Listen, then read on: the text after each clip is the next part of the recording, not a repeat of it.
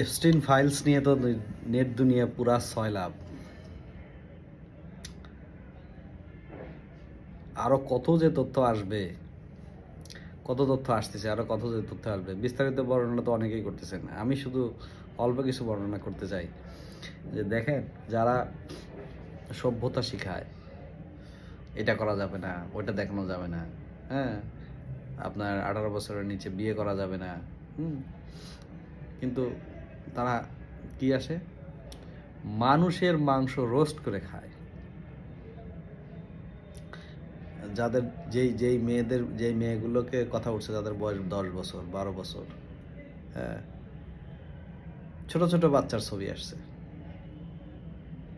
এরা হলো সভ্যতা, এই হচ্ছে সভ্যতা। একটা ছবি দেখলাম যে ট্রাম্পের সাথে বিল ক্লিন্টন শুয়ে আছে, মোদি নাকি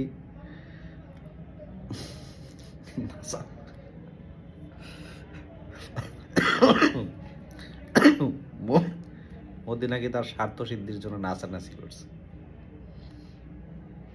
হায় রে সভ্যতা! ইসলাম আপনাদের কি শেখায়? ইসলাম হচ্ছে তাদের সবচেয়ে বড় শত্রু। নারী স্বাধীনতা চায় তারা, আর নারীদের রোস্ট করে নারীদের খাইছে।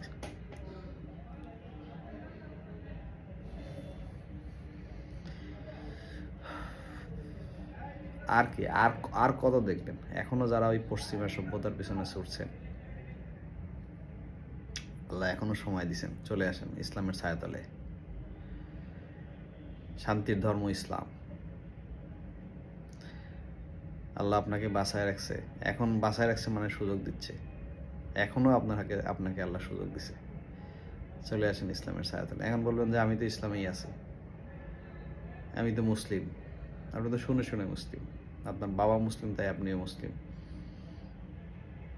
আপনার মা মুসলিম তাই আপনিও মুসলিম।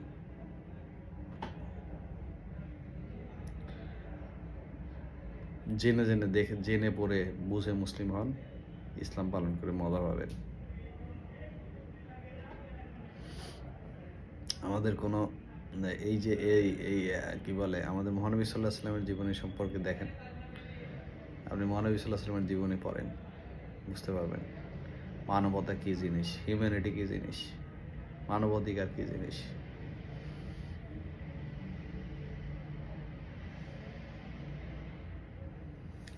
আর কি বলবো, ধন্যবাদ, আসসালামু আলাইকুম।